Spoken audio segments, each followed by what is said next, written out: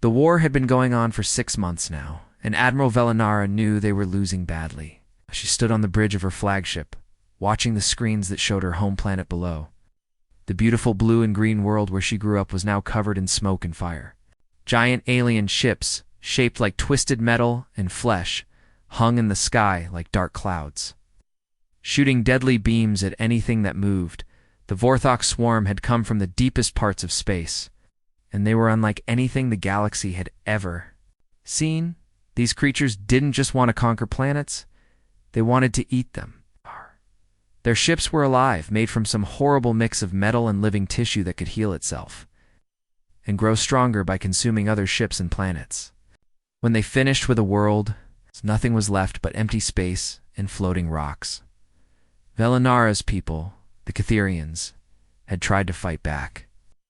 They had advanced technology and powerful energy weapons, but it wasn't enough. The Vorthok ships absorbed their energy blasts and turned them into fuel for their own weapons. Every battle made the enemy stronger while making her people weaker. 3 worlds had already fallen. First was Kitharos Prime, a beautiful garden world with floating cities and crystal towers. The Vorthok had surrounded it with their bioships and slowly drained away its atmosphere while millions of people suffocated in underground shelters. Then came Veltara, the industrial heart of their civilization, with its massive shipyards and weapon factories. The Vorthok had landed on the surface and turned the factories against themselves, creating twisted versions of Catherian ships that fought for the enemy. The third world to fall was the worst loss of all. New Haven had been a refugee planet where survivors from the first 2 worlds had fled for safety. Velinara had promised those people that they would be protected there. She had positioned her best ships and most experienced commanders around the planet. But the Vorthok had learned from their previous battles. They came with new weapons, more powerful bioships, and strategies that seemed to predict every move the Catherian forces would make. Now her homeworld was under attack, and Velinara was down to her last dozen ships. The planetary defense grid that had protected her people for 300 years was falling apart piece by piece. Each time a defense station went dark, another section of the planet became vulnerable to bombardment from space. Admiral called out her communications officer, a young Catherian named Torvin, whose blue skin had turned pale with exhaustion. The southern continent's shield generators are offline. Vorthok are beginning their descent. Velinara closed her 4 eyes and took a deep breath. She had only one choice left, though it went against everything her proud people believed. The Catherians had always solved their own problems, never asking for help from other species. They were explorers and scientists, not warriors, but they had always been independent. "Open a channel on all known frequencies," she ordered, her voice heavy with the weight of her decision. "Send out a distress call to every civilization in our database. Tell them we need immediate military assistance. Tell them, ... Quote, struggling with the words. Tell them we cannot survive this alone." The next few hours were the longest of Velinara's life. She watched her planet burn while waiting for replies to their desperate message. The responses came in slowly, one by one, and each one broke her heart a little more. The Altarian Republic was the first to respond. They were a wealthy trading civilization with impressive ships, but their message was disappointing. "We sympathize with your situation," their ambassador said through the communication screen. "But our fleet is currently committed to protecting our own trade routes. We cannot spare any ships." The Centauri Federation came next. These were deeply religious people who had always preached about helping others in need. Their high priest appeared on screen with his golden robes and spoke in soothing tones. "Our prayers are with you in this dark time," he said. "We will hold ceremonies and light candles for your brave warriors." But when Velinara asked directly for ships and weapons, he explained that their faith forbade them from participating in warfare. One by one, 27 different civilizations responded to the distress call. Some offered sympathy, others promised to remember the Catherians fondly after they were gone, and a few even offered to accept refugees if any managed to escape, but not a single one offered to actually fight. Just when Velinara was about to give up hope, something unexpected happened. Act! Her communications console lit up with an incoming transmission from a star system that wasn't even in their database.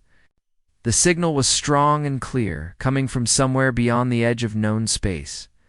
A face appeared on her screen that she had never seen before. It belonged to a creature that looked somewhat like a Catherian, but different. Were her people? Had blue skin and 4 eyes. This being had tan skin and only 2 eyes, but those eyes burned with fierce determination. "This is Admiral Jake Morrison of Earth Defense Command," the alien said in a voice that carried absolute authority. "We received your distress call. Transmit all tactical data and exact coordinates immediately. Early fleet, departing within 72 hours. Velinara stared at the screen in amazement. Earth. She had never heard of this planet or these creatures called humans. But something in Admiral Morrison's voice told her that these strangers meant business in a way that none of the other civilizations had. Retress. Admiral Jake Morrison had been in command of Earth's defense forces for 12 years. But he had never called a meeting like this one. The massive amphitheater on Luna Station was packed with people from every corner of human space. Military. Officers sat next to corporate executives, while government officials shared tables with independent ship captains who usually avoided any kind of authority. The room buzzed with nervous energy as people tried to figure out why they had been summoned so urgently. Some thought it was about the ongoing territorial disputes with the Mars colonies. Others worried that Earth had discovered a new threat from the asteroid belt pirates. Nobody expected what Morrison was about to tell them. "Ladies and gentlemen," Morrison began, his voice carrying clearly through the speaker system. 3 hours ago, we received a distress signal from an alien civilization. They're called the Catherians, and they're about to be wiped out by something called the Vorthok Swarm. The room erupted in shocked murmurs. Humanity had been searching for signs of alien life for centuries, but they had never made contact with another intelligent species. The idea that their first contact would be a cry for help was something nobody had prepared for. General Rebecca Hayes, a tough-ass nails commander of colonial defense, raised her hand. "Admiral, with respect, we don't know anything about these aliens. We don't know if this is real, if it's a trap, or if we can even trust them. Why should we risk human lives for complete strangers?" Morrison nodded, understanding her concern. "General, I've been asking myself the same question, but I keep coming back to one simple fact. Someone is asking for help. If we ignore that call, what does that say about who we are as a species?" Captain Diana Ross, who commanded the largest civilian shipping company in the solar system, stood up. "Admiral, even if we wanted to help, what could we possibly do? Our military has maybe 2,000 combat ships. If these Vorthok are powerful enough to threaten an entire alien civilization, how can we make a difference?" Morrison smiled grimly. "Captain, that's where you're wrong about our capabilities. Yes, we only have 2,000 dedicated warships.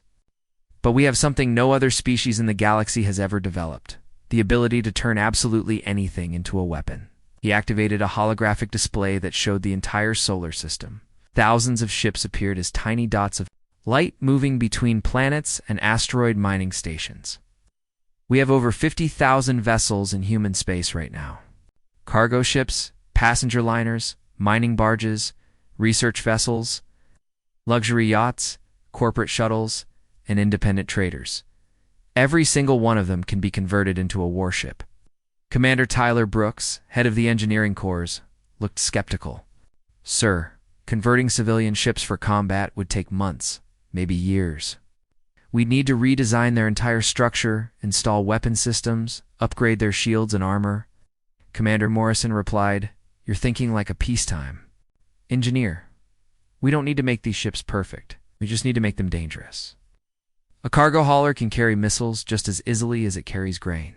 A mining ship already has equipment designed to crack asteroids apart. That same equipment can crack enemy ships." The room fell silent as people began to understand the scope of what Morrison was proposing. He wasn't talking about sending a small military force to help the aliens. He was talking about converting humanity's entire civilian fleet into an armada of war. Captain Angela White, who ran passenger services between Earth and the outer colonies, raised her hand uncertainly. "Admiral, my ships carry families, children, elderly people on vacation trips. You're asking me to turn luxury liners into battleships?" Morrison's expression softened slightly. "Captain, I'm not asking you to turn your ships into battleships.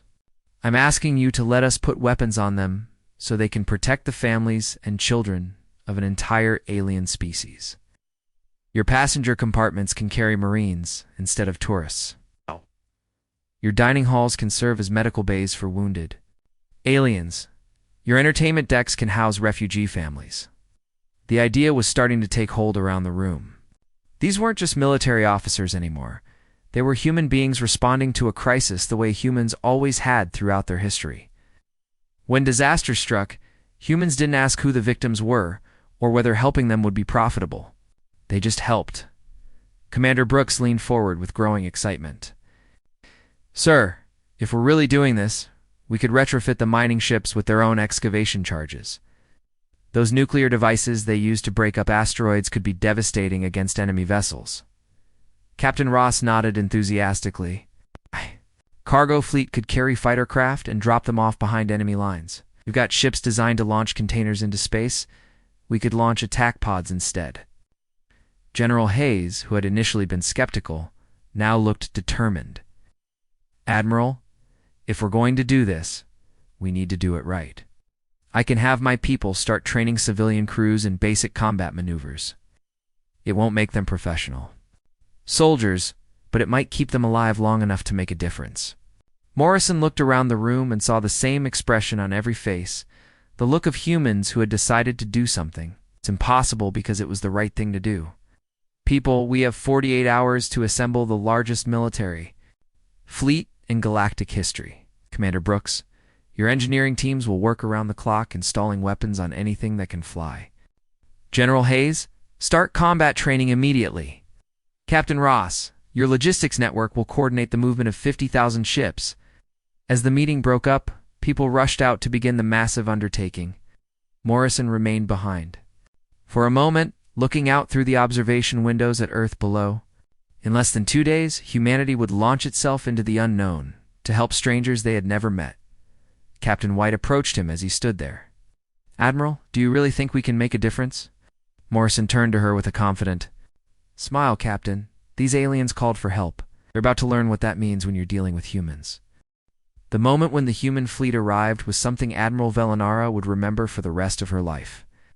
She had been standing on the bridge of her flagship, watching the final defense stations around her homeworld flicker and die one by one. The Vorthok bioships hung in space like giant diseased organs, slowly tightening their grip around the planet.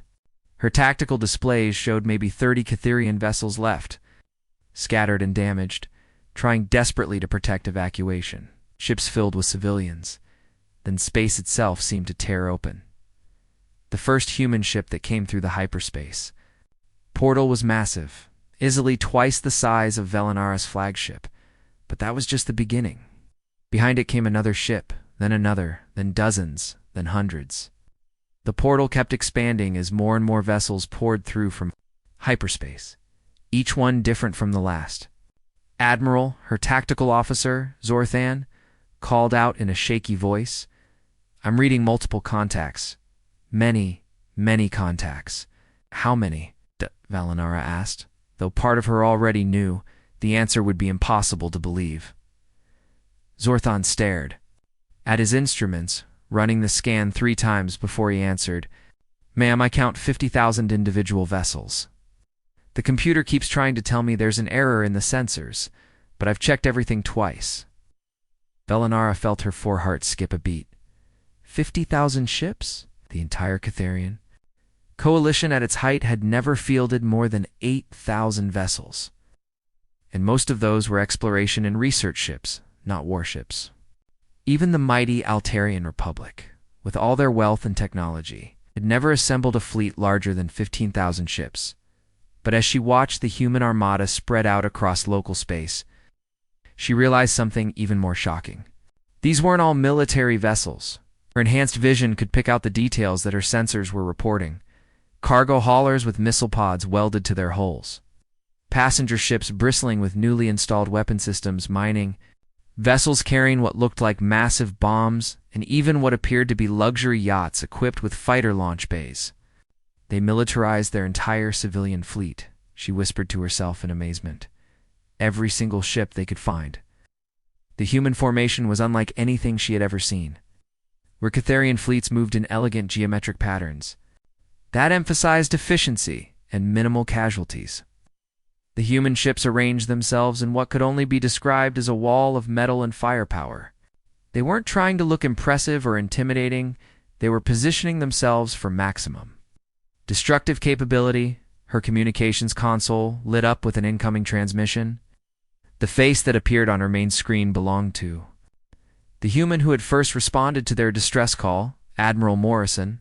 But seeing him now, in person, rather than through a long-range communication, Velinara could tell this was a being shaped by conflict in ways her peaceful people could barely understand. Morrison's face was weathered and scarred, with steel-gray eyes that seemed to take in everything at once.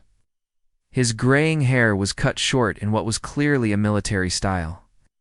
And even through the screen, she could sense an aura of absolute competence and determination. Behind him, she could see the bridge of his ship. And what she saw there made her realize how different humans were from every other species she had encountered. The human officers moved with precision and speed, but there was something else. An underlying tension that spoke of beings who lived with the constant possibility of violence. Their technology was rougher than Catharian equipment, more brutal in its design, but she could tell it was also incredibly effective. Where Catharian control panels were elegant curves of crystal and light, human systems looked like they were built to keep working, even if half the ship was blown away. Admiral Velinara, Morrison said, his voice carrying easily across the communication link. I'm Jake Morrison, commander of the Earth Defense Fleet. We're here to help. Velinara tried to compose herself, but she was still struggling to process what she was seeing. Admiral Morrison, we are deeply grateful for your response. But I must ask, why did you send so many ships? We expected perhaps a small task force, a dozen vessels at most. Morrison's expression grew harder, and she could see something in his eyes that was both comforting and terrifying, the absolute certainty of someone who had never backed down from a fight. Ma'am, where I come from, when someone calls for help, you don't count the cost. You don't send just enough to maybe make a difference. You show up with everything you've got and make sure the job gets done. As he spoke, Velinara could see human officers behind him, preparing their weapon systems. But these weren't the elegant energy weapons that most civilized species used. She could see displays showing nuclear warheads, kinetic projectiles, and weapon systems she didn't even recognize. The humans were preparing for the kind of total warfare that her people had never even imagined. Admiral, she said carefully, I should warn you that the Vorthok are unlike any enemy you may have faced before. Their bioships can absorb energy weapons and turn them against us. They adapt to our tactics and grow stronger with each battle. We have lost 3 worlds to them already. Morrison nodded grimly. Admiral, we appreciate the warning, but I think you should know something about humans. We've been fighting wars for our entire history. We've fought each other. We've fought our environment. We've fought every challenge the universe has thrown at us. We've learned one important lesson along the way. What lesson is that? Velinara asked. Morrison's smile was cold and determined. There's no problem that can't be solved with sufficient application of high explosives. Behind Morrison, she could see human commanders coordinating attack patterns with the kind of efficiency that spoke of long experience with large-scale warfare. They weren't just preparing to fight the Vorthok. They were preparing to crush them. Completely. Ma'am, Morrison continued, your people called for help, and help is what you're going to get. These creatures have been terrorizing the galaxy because nobody has ever hit them hard enough. That's about to change. As Velinara watched the human fleet complete its deployment, she realized that her people's salvation had come in the form of beings who understood war in ways that no other species ever had. The humans hadn't just brought ships, they had brought the accumulated military. Wisdom of a species that had turned warfare into an art form the Vorthok were about to learn. What happened when they picked a fight with humanity? The Vorthok swarm came out of hyperspace like they always did, with absolute confidence. For 300 years they had swept across the galaxy, consuming entire civilizations without ever meeting serious resistance. Their bioships massive. Living vessels that looked like twisted combinations of metal and flesh had grown fat and powerful by devouring the technology and life force of dozens of species. The lead Vorthok queenship was the size of a small moon, surface covered. In pulsing organic tubes and weapon ports that gleamed with stolen energy from previous conquests, behind it came hundreds of smaller bioships, each one a living weapon that had evolved specifically to hunt and consume other spacecraft. They'd face the elegant energy weapons of the Altarians, the crystal-based technology of the Centauri, and the quantum shields of a dozen other civilizations. Every time they had adapted, absorbed, and grown stronger. But as they approached the human fleet, something felt different. Admiral Morrison stood on the bridge of his flagship, watching the enemy formation on his tactical display. Around him, his officers worked with the calm efficiency of people who had trained for this moment their entire lives. Unlike the panicked communications he had intercepted from previous Vorthok battles, the human fleet channels were quiet and professional. "All ships. This is Admiral Morrison," he said into his communication system. His voice reaching 50,000 vessels spread across local space. "You know what we're here to do? These creatures have been terrorizing innocent people for centuries, and that ends today. Remember, we're not here to win pretty. We're not here to show off. We're here to end this threat permanently." The human fleet began to move, but not in the way any galactic civilization had ever fought before, where other species tried to engage. The Vorthok in ship-to-ship combat. The humans had no intention of playing fair. Captain Tyler Brooks commanded a group of converted mining vessels, ships that had spent years breaking apart asteroids in the outer solar system. These weren't warships in any traditional sense. They were industrial equipment painted. It's military gray and equipped with the same nuclear charges they had always used for mining operations. "Mining group, this is Brooks," he called to his squadron. "Deploy the charges on my mark. Remember, these aren't precision strikes. We're carpet-bombing space itself." The mining ships released thousands of nuclear devices, each one designed to crack open asteroids the size of city blocks. But instead of targeting rocks, they were now targeting the empty space around the Vorthok fleet. When the charges detonated, simultaneously, it created a field of nuclear fire that stretched for thousands of kilometers in every direction. The Vorthok bioships, accustomed to absorbing energy from direct weapon hits, suddenly found themselves caught in a nuclear storm that attacked them from every angle at once. Their organic hulls evolved to feed on the focused energy beams of other civilizations. It began to burn and blister under the raw nuclear fury that surrounded them.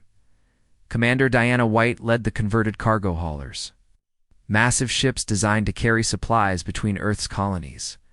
But today, instead of food and equipment, they carried something far more dangerous. Swarms of artificially intelligent missiles that had been programmed with one simple instruction: find enemy ships and destroy them. "Cargo group, launch all. Pods," White ordered. "Let's show these things what a real swarm looks like."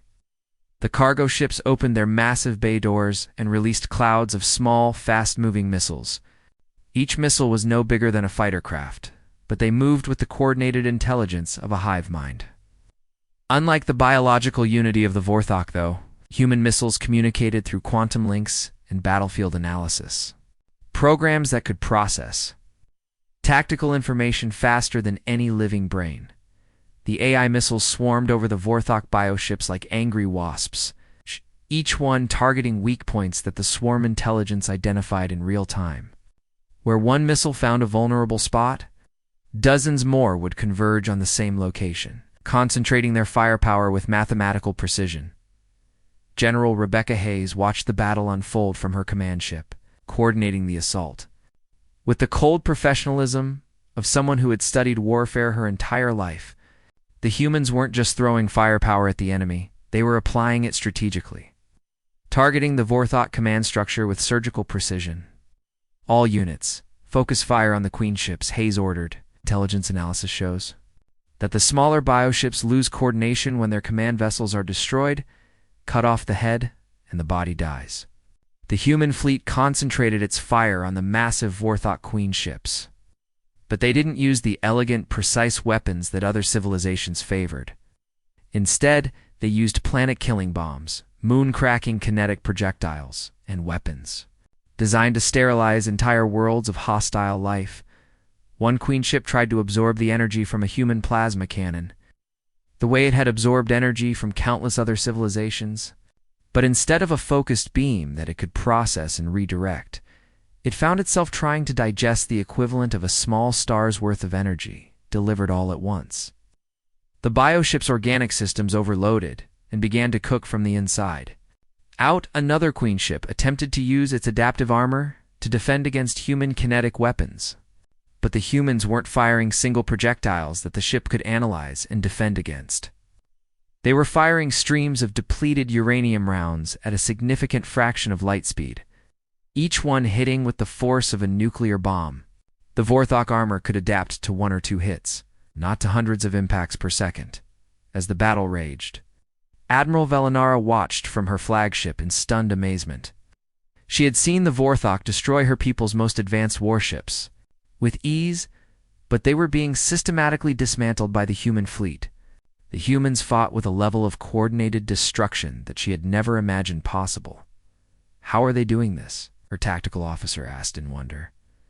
Velinara studied the battle displays, trying to understand what she was seeing. Not fighting like any civilized species, she realized. They're fighting like they intend to completely destroy their enemy, not just defeat them. The human approach to warfare was unlike anything the galaxy had ever seen. Other species fought to achieve political objectives, to capture territory, or to force their enemies to surrender. But the humans were fighting to eliminate the Vorthok threat entirely, permanently, and with such overwhelming force that no survivor would ever consider threatening anyone again. In 6 brutal hours, it was over. The Vorthok fleet that had terrorized the galaxy for centuries was reduced to floating debris and a handful of bioships fleeing desperately into hyperspace. The queen ships were gone, their massive forms now expanding clouds of superheated gas. The smaller bioships that survived were damaged. Beyond repair and running for their lives, Velinara realized she was witnessing the end of the Vorthok threat, not through negotiation or containment, but through the complete application of humanity's talent for warfare. The aftermath of the battle felt strange to Admiral Velinara. Her homeworld was safe, the Vorthok threat was gone, and her people were celebrating in the streets below. But as she stood on the bridge of her flagship, surrounded by the remnants of the human fleet, she couldn't shake the feeling that everything in the galaxy had just changed forever. The human ships floated in space around her world like protective guardians, but she could see that many of them bore the scars of battle. Cargo haulers had hull breaches sealed with emergency patches. Mining vessels showed blast damage from Vorthok weapons. Even some of the larger warships had sections that were clearly running on backup power. These humans had bled for her people, strangers they had never met before. Admiral Morrison's flagship had taken a direct hit from a Vorthok bioweapon during the final assault, leaving a massive scar across its hull that glowed red-hot in the darkness of space. But Morrison himself seemed unaffected by the damage, standing calmly on his bridge as if nearly getting his ship destroyed was just another day at the office. The celebration aboard Velinara's ship should have been joyous, but instead it felt awkward and uncertain. Her people didn't know how to thank beings who had saved their entire civilization. What do you give to someone who already has the power to level planets? How do you repay a debt that can never truly be repaid? Admiral Morrison, Velinara said. Finally, breaking the uncomfortable silence that had settled over the gathering, the Catherian Coalition would be honored if you would accept command of our united fleets. Your tactical knowledge and military expertise could help us rebuild and ensure that nothing like the Vorthok ever threatens us again. Morrison looked at her with those steel-gray eyes, and for a moment, Velinara thought she saw something like amusement in his expression. Admiral, I appreciate the offer, but I think you're misunderstanding something about why we're here. He gestured to one of his officers, who activated a holographic display that filled the center of the room. Image showed a 3-dimensional map of the entire galaxy, with thousands of star systems represented as tiny points of light. but scattered throughout the map were larger, brighter points, marked with the blue and white colors of Earth. "We're not here to take command of your fleets," Morrison explained. "We're here to establish something completely new, a Earth defense. Command is creating what we're calling the Galactic Protection Initiative. Any species facing extinction or genocide can call on us for help. But in exchange, humanity will establish monitoring stations throughout the galaxy to prevent future conflicts from reaching the level where entire civilizations are threatened." Commander Diana White stepped forward with a data tablet in her hands. Her ship had been one of the cargo haulers converted for the mission, and she still wore a patched uniform that showed she had been working in the engine room during the battle. "We're already beginning construction on permanent defense stations at strategic locations throughout Coalition space," she explained. "Think of us as the galaxy's emergency response system. We won't interfere with normal diplomatic relations or trade disputes. But if someone starts committing genocide or threatening to wipe out entire species, we'll be there to stop them." Velanara studied the holographic map, trying to understand the scope of what the humans were proposing. They weren't offering to become part of existing galactic civilization. They were creating an entirely new layer of protection that would span the entire galaxy. It was ambitious beyond anything she had ever imagined. General Rebecca Hayes, the woman who had coordinated the final assault on the Vorthok Queen ships, spoke up from where she stood near the tactical displays. "Admiral Velanara," humans learned something a long time ago that the rest of the galaxy apparently never figured out. The only way to ensure lasting peace is to be ready for war. If you want to protect innocent people, you have to be stronger than the people who want to hurt them. The human approach to galactic security was so different from anything that had been tried before that Velanara struggled to process it. Previous attempts at galactic unity had focused on diplomacy, trade agreements, and cultural exchange. Humans were proposing to maintain peace through the threat of overwhelming military force. But Admiral Velanara said carefully, "What prevents humanity from becoming the very threat that you claim to protect against? What stops you from using this military power to conquer rather than protect?" Morrison nodded approvingly, as if he had been expecting this question. "That's exactly the right question to ask, and I'm glad you're thinking about it. The answer is simple. We don't want to rule anyone. Conquest is expensive, administration is boring, and frankly, we've got our own planets to worry about. We want a galaxy where civilizations can develop and thrive without worrying about being wiped out by the next Vorthok swarm." Commander White added, "Our defense stations will be staffed by international crews from Earth, and our intervention decisions will be made by a council that includes representatives from every species we've helped.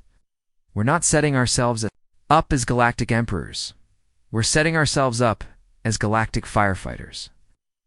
As Velanara looked around at the human officers, she began to understand something profound about these beings. They had the power to conquer the galaxy if they wanted to, but they genuinely seemed more interested in protecting it. Their weapons were designed for destruction, but their intentions appeared to be focused on preservation. "Very well," she said finally, speaking not just for herself, but for the entire Catherian coalition. "We accept humanity's protection and support the establishment of the Galactic Protection Initiative." Over the following weeks, construction began on the first human military base outside of the Sol system. The station was built in orbit around Velanara's homeworld, a massive structure that combined human military architecture with Catherian engineering expertise. It was designed to serve as both a defensive platform and a coordination center for future humanitarian interventions. When the station was completed, the human engineers installed a simple sign at the main entrance. It was written in 12 different languages, but the message was the same in all of them: Earth Defense Command, Galactic Division, peace through superior firepower. Word of humanity's intervention against the Vorthok spread quickly throughout the galaxy. Species that had never heard of Earth suddenly found themselves studying human military doctrine and wondering if they qualified for protection under the new initiative. Pirates and warlike civilizations that had previously terrorized weaker species began to reconsider their strategies, knowing that humanity might show up with 50,000 ships if they went too far. The galaxy had learned an important lesson. While most species had developed technology for exploration, trade, and scientific advancement, humans had developed it for war. But instead of using that terrible gift to conquer and dominate, they had chosen to use it as a shield for those who couldn't protect themselves. In the depths of space, between the stars where darkness had once hidden threats like the Vorthok, new lights began to shine. Human defense stations, monitoring the galaxy and waiting for the next call for help. The age of genocidal swarms and unstoppable conquerors was over. The age of human protection had begun.